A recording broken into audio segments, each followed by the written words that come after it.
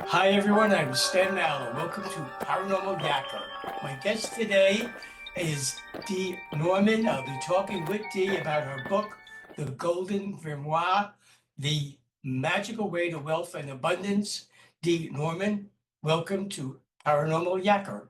Hello, thank you so much for having me. You, Dee, are a practicing witch rooted in your family's Italian American magical tradition, received your first tarot deck at age 11, are a high priestess of Black Candle Coven, and a lifelong student of esoteric art, practical magic, and grimoires.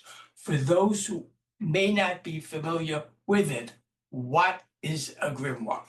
Well, there's a general definition for grimoire, and then there's a more specific definition for grimoire. So, in general, a grimoire can just be considered a book that talks about magic. But then in the esoteric world, more specifically, we often consider a grimoire a book that is about the type of magic that involves summoning and invoking different spiritual entities. And I'll say right up front, I use the word grimoire in a much more general term so that it just is a book that talks about different styles and types of magic. I'd be curious to know, Dee, what it was like for you as a child growing up in a home steeped in magical tradition. What type of magic were you exposed to? What was your reaction to it? And in what ways is the Italian American magical tradition you grew up in different from other types of magical traditions? Well, of course, when you grow up with a practice and a tradition, often you don't know that you're growing up in that tradition or with those practices. It's just how life is. And I tell people fish don't see the water that they swim in. And so when it comes to these family-based, kind of really traditional, practical types of magic, it was not called magic. It did not have a name. It was just this things I learned from my mother and grandmother. I learned right along with learning how to do laundry and how to cook food and how to do other things to take care of the household. So it's very practical, very based in the family and the household and how to take care of your surroundings and the people that you care about.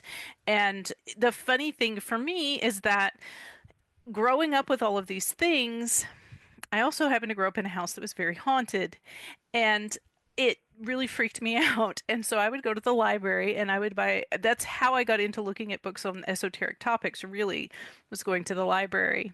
And at around 11, I found a book that mentioned tarot cards, and I was fascinated with the concept. So I went to my mother and I said, "I want these," and pointed at the tarot cards. And she looked at my grandmother, and my grandmother said, "Oh, we can do that."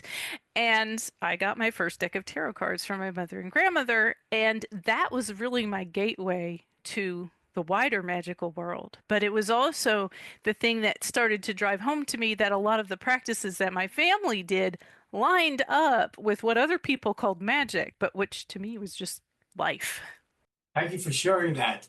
In the times we're living in now, I'm sure just about everybody would love to improve their financial situation. You've successfully used magic and spiritual practices to do that and to also make significant changes which allowed you to live the life you wanted. Could you elaborate on that? Part of the reason why this is my second book. My first book was all about my family's practices because I felt very passionate about that. And then when it came time to write the second book, I'm like, what other topic can I be just as passionate about? And as I talk about in the introduction to the Golden Grimoire, my mom and dad worried about two things in life, the health of their children and making ends meet. Those were their two major concerns. And I thought everybody has a time period where they're concerned about money and finance. And I have gone through times in my life where I was scraping together pennies, and I have gone through times in my life where I've been very, very flush with cash. So it got me thinking about the practices my family did, but also the practices in the wider esoteric community that can be used to help draw wealth and prosperity to you. The idea that it'd be great to get people to start thinking about what they consider wealth, because everybody has a different definition of it. And a lot of magical practitioners, at least in my experience, go, oh my goodness, I could never do magic for financial gain because that's just too risky. And it's like, well, how do you define financial gain? How do you define wealth? What are you really looking for? And why don't you think you deserve a life where you're not constantly struggling to make ends meet? And so those are subjects that I'm super passionate about because, like I said, I've been all over that spectrum to where I've struggled and to where things have been kind of easy financially for me. And I have used money magic, financial magic every step of the way for peace of mind and also in order to improve my situation. When it comes to money spells, and just alluded to it, many people say they are more difficult to work with than other types of magic. Why is that? Oh my gosh, that is one of my favorite topics. So I think that there's a couple different reasons. And one is that we as a society are very hung up on the idea of wealth. And we are told very many conflicting messages about wealth as we grow up and as we're raised and as we become adults. You know, we're told money makes the world go round.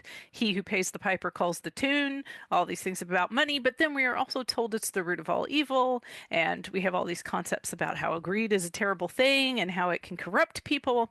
And so we have a very ambivalent take on money itself. And then on top of that, we have difficulties, I think, and I say this because I certainly do and have throughout my life, accepting our own worth and understanding that we deserve not to struggle sometimes. And I call these kind of negative messages that we receive in the book, I call them wealth wounds, that we internalize all of these messages about how maybe we're not worthy or we don't deserve success. And when you're working magic, you have to be whole-minded and wholehearted and dedicate yourself to the outcome. And if you have any of those lingering doubts inside you, they can really trip you up and make the magic difficult to work. And so the book dedicates, there's a big portion of the book that talks about identifying those wounds, healing those wounds, and also talks about how it's an ongoing process throughout your life because it's not like you heal them once and you're done and everything's great. We continue to receive those types of messages and we have to continue to work to improve our perception of ourselves and also to fully understand what we think about money or wealth. If someone undertakes the building of a wealth altar in their home, are there any rules or instructions they need to know, such as what items should be put in it, where it should be placed, and should the altar be built in a particular room in the house and perhaps face a specific direction? I always like things to be very, very practical, and not everybody has a ton of surface area for altar space. And so I encourage people to be very flexible with where they put their altars. Now, there's some places where altars just aren't a great place to go. Like you don't want to keep your wealth altar in your bathroom, for example. But I would say any clear space that you can set aside and make feel special for you is an excellent space. The spaces I recommend are if you have a home office where you earn money, put your wealth altar there in the place where you earn money. If you want the altar to be for all the money earners in your household, put it in a central location, like in a kitchen or in a corner of a living room where everybody can kind of participate and benefit from the altar. But some people build theirs outdoors in their backyard, or it might be something as simple as a basil plant that attracts wealth growing on the front porch in a little quiet corner. There's a wide variation of the complexity and the styles of altars that are out there. So the most important thing is to work with a magical symbolism that appeals to you specifically. An example I often give is if cinnamon is a bad association for you.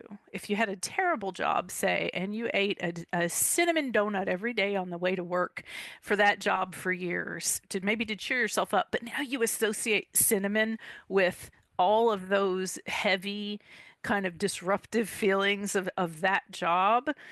Cinnamon's also a great spice for wealth magic, but don't put it on your wealth altar if it has really bad associations for you. Choose an herb or a spice or a stone that makes you feel good because you don't want to have to get over that extra obstacle in order to get the benefit of the magical significance of the item. So I tell people to do things that appeal to them, whether it's aesthetically or whether it's intellectually. Find items to gather together into your wealth altar that make you feel good and kind of make you feel luxurious and well cared for. And that kind of gets the vibe going with the altar and kind of helps build the influence that you want to welcome into your life. UD recommend people work with spiritual allies, non-physical entities while conducting their magic. Who do you suggest they call on first? Who would serve them best in their desire for wealth and abundance? Would it be the ancestors, spirit guides, guardian angels, saints, or God and goddesses? Well, I would say that if you already have a relationship with one of those entities, if you already work with your ancestors, or if you already have a spirit guide, that would be the place to start because you have already built a long-term relationship with that entity. If you work with a particular god or goddess, I work with Fortuna back here, which is this little picture that I'm pointing at. And so I work with Fortuna because I've been working with her a long time, and I feel as though she and I have built a relationship with each other. I work with my ancestors a lot, so I work with my ancestors. So if you have built a relationship with a spiritual entity already, start work with that entity. Now, if it doesn't feel right, you do have a guide or you do have a relationship, you can get input from your current relationships and say, well, who do I turn to next? And I think that ancestors, if you're comfortable with working with your ancestors, are always a great place to start because in most cases the ancestors are going to be on your side. They want to see you do well. They're part of your family. They want to see the family in general do well. And I also do a lot of ancestral work, particularly I speak with my grandfather a lot because he was someone who was financially successful in life. So when I am worried about my finances, I still go to my grandpa, even though he's passed on. But it really, again, just like the magical tools and correspondences you choose and herbs and stones that you work with, you've got to work with who you're comfortable with and who you have a healthy relationship with on the spiritual plane. What is the difference between money spells, prosperity spells, and wealth spells? These are categories as I define them, and other people may define them differently. But to me, a money spell is a spell to help you get a certain amount of cash right away or as soon as possible. So you might work a money spell because you really need to make rent this month, or you might work a money spell because you want to save up enough money or get enough money to go on a vacation that you've been dreaming about. That's what the roles that money spells perform. A prosperity spell is one that helps you improve your current financial situation. So if you have a job, but you want a better job, or if you have a job and you want a promotion or a raise, a prosperity spell is the type of spell that you need in order to increase your chances of being more prosperous and having more opportunities. And then a wealth spell is a spell that you use in order to maintain, support, and enhance the wealth that you already have. And one of the problems, I think, and why people struggle with wealth magic so much is that they'll do a spell while they are struggling to make ends meet, and they'll choose a wealth spell. And the wealth spell is assuming that you already have a pretty stable foundation to work with. And so you can maybe work with the Jupiterian influences to expand what you have. But if you don't have what you need and you expand what you have, you run the risk of expanding that lack instead of getting abundance. And so you have to choose kind of carefully when you're deciding to first start out and take a good look at where you are financially and then decide, hey, yeah, I'm in a pretty decent situation. I just really need to make more money a month. I'm going to work a prosperity spell. Or, oh my goodness, I'm struggling to make ends meet. I'm just going to do some money spells to get the cash flowing and then move on to the next step of enhancing my financial situation. Since it is important in the quest for wealth that people align themselves between their spiritual and financial goals. How, is that accomplished? With long thought and reflection and meditation and perhaps journaling, you really have to. I tell my daughter's 14 and she's like, "Ooh, wow, mom, magic." And I'm, yeah, like, "Yes, daughter, wow, magic. Magic is amazing." However, magic takes a lot of effort and a lot of energy and a lot of focus. So if you choose wisely when you use it, and for example, I could sit here for weeks and meditate and work magic and try to get my office door to open. And eventually, magically, with no connection to anything in physical reality, it may open. And that would be startling, but it'd be a lot easier for me to stand up and walk across the room and just open the door. It would happen a lot more quickly and take a lot less effort. So when you work magic, you should select things that, as you said, completely align with your desires. But in order to know what those desires are, you've got to really examine yourself. And then when you work magic to attain those desires, then you have to also do things in the physical world so that your physical actions support your spiritual actions and vice versa. It is a combination of both spiritual and material effort in order to accomplish things, particularly when it comes to finances and wealth and abundance. For what purposes would someone use reactive magic, and for what purposes would they use proactive magic? So, reactive magic is what I would call, in a lot of cases, my emergency spell kit. It is the spells that you use when you find yourself in a situation where you're kind of in dire need and you need to fix a problem.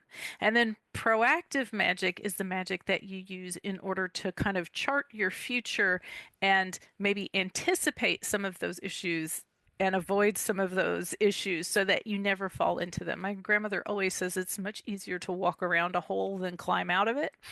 And so the proactive magic is all about kind of being very aware of where you are and what you're doing in your life, where you want to get, and then plotting a course using magic to help you obtain your goals to get you there and prevent disruptive things from happening. One thing that happens a lot to people that I talk to who work wealth magic is that they start seeing great success with their wealth magic and then their car breaks down and their washer dies and maybe something happens to the roof of their house and the money that they managed to get, it goes away. And so a lot of times when you start out doing wealth magic, you will start by protecting your health and the health of the other earners in your household and the other items in your home that you need to rely on, especially the items that you need to make a living. For example, I use my computer because I am a writer. If I'm trying to improve my wealth, the last thing I need is to go out and shopping for a new laptop. So I want to protect that item as a money-making tool. You can proactively kind of anticipate things that could go wrong and then use magic to help prevent those things from happening. What, are technical missteps, and how does one avoid them? I would say that there are, one is we've already discussed, which is when you first start out not choosing the right type of magic. So if you money magic versus prosperity magic versus wealth magic. And the main difficulty that causes to me is that if you set out and you go, by goodness, I am going to just throw myself into this and I am going to do a magical spell or ritual so that I win the lottery. And I hear that from a lot of people when they hear what I write about. They say, "Can you tell me how to win the lottery?" And I say, "Yeah, but it's probably a lot easier to do some different spell." But you set out with a grand goal without building any foundation. Of course, that magic doesn't eventuate, it doesn't turn out the way you would like it to. And then you go, see, I've proven myself right. I can't work money magic. Money magic just doesn't work for me. And the thing is to start small and build on your successes and build your confidence and that kind of gets your momentum, it gets the ball rolling, and then helps you to accomplish a lot more. So that's one mistake, is prove yourself right in like the absolute worst possible way. And then the other is considering, it's very weird to say, don't think of wealth as a finite resource, but that's what I've been telling people to do is we have this picture of wealth that it's limited, and that if we gain wealth, other people must necessarily lose wealth around us. It's a win or lose proposition, and not everybody can win. And you'll hear that a lot from magically users who go, well, I couldn't possibly do a money spell because I'm afraid that my uncle would die and I would inherit my money, and that's how I would make my money. And I say to them, I say, well, when you do a spell for enlightenment, are you afraid the people around you are going to get less enlightened? Are you afraid they're going to suffer in some way? We are very much locked into and trained into thinking that financial success for us necessarily means financial failures for other people. And so, one technical error I think people make is that if you do feel that way, and you're afraid that you're going to somehow be taking from the universe at large while doing financial magic, work spells that lift up everybody. If you're going to bless your money so that it comes back to you, also throw in a blessing that it's going to bless every single person that touches that money before it comes back to you, so that you're sending wealth blessings out into the world as well as doing work for yourself. If you know people in your workplace are struggling and they don't have a problem with you doing magical or spiritual practices for them, include them in your wealth work. If you have family members or people in your household who are struggling, include them, your magically minded friends, add them into your spell work, and kind of share the largesse, share the uplifting that can come from your magical and spiritual work. What is the importance of someone being precise about their goals and intentions? Just like you can't get there without knowing where you are, you can't get there if you don't know what there is. Now, the universe is pretty flexible, I have found, and will play pretty nicely with you. But the more clear you can be about what you want to accomplish, the more targeted and specific your magic is. And when I define magic for people, I tell them that it is a conversation with your deep inner self and the universe at large. And if your deep inner self can't be specific about what you want, the universe at large cannot bring it to you. And so if you take it down to a really mundane situation, if I tell my partner, oh, you're going to go out and get dinner, just get me whatever.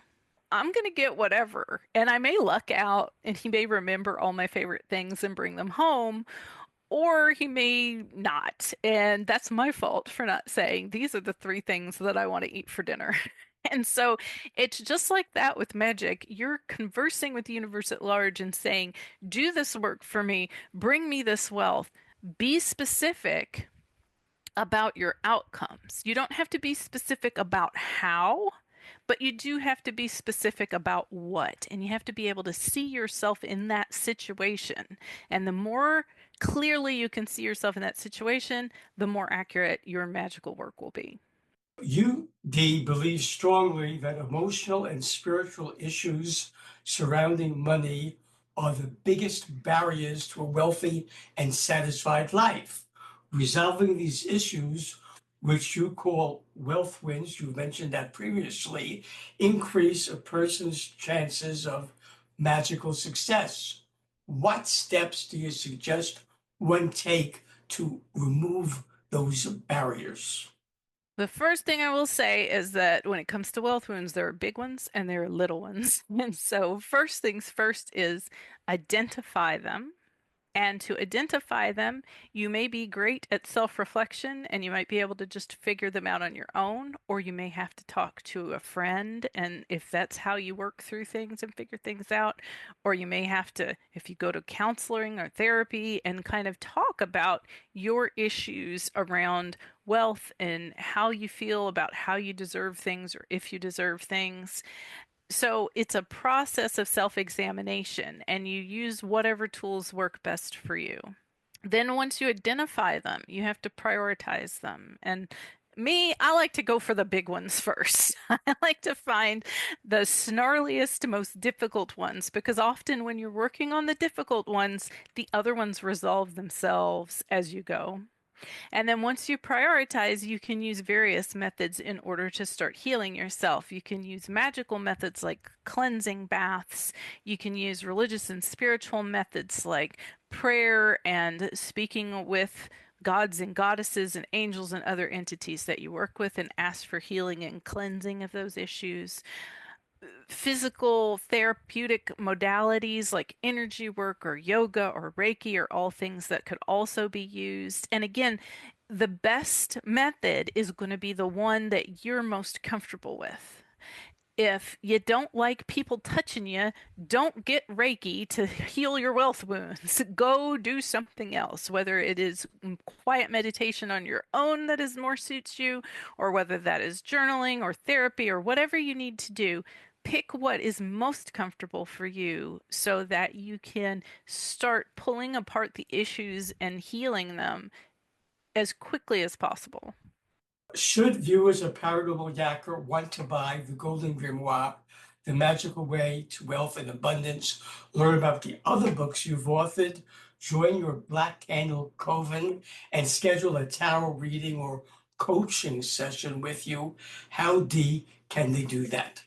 Probably the easiest way would be to find me. I am Black Candle Cottage on Instagram, and I have a link tree in my profile, and it gives you links to all of my books and all of my works and ways to book my tarot card reading services and all that good stuff. There's a newsletter you can sign up for. There's all kinds of things out there on my link tree, and you can get there through my Instagram. Great. Dee Norman, I thank you for being my guest on Paranormal Yakker. It was great yakking with you. Blessed be. Thank you, and blessed be. Hi, everyone. This is Stan Mallard of Paranormal Yakker. I hope you enjoyed the interview you just watched. So that you don't miss any upcoming shows, be sure to subscribe to my free YouTube channel. To do that, just press the subscribe button on your screen.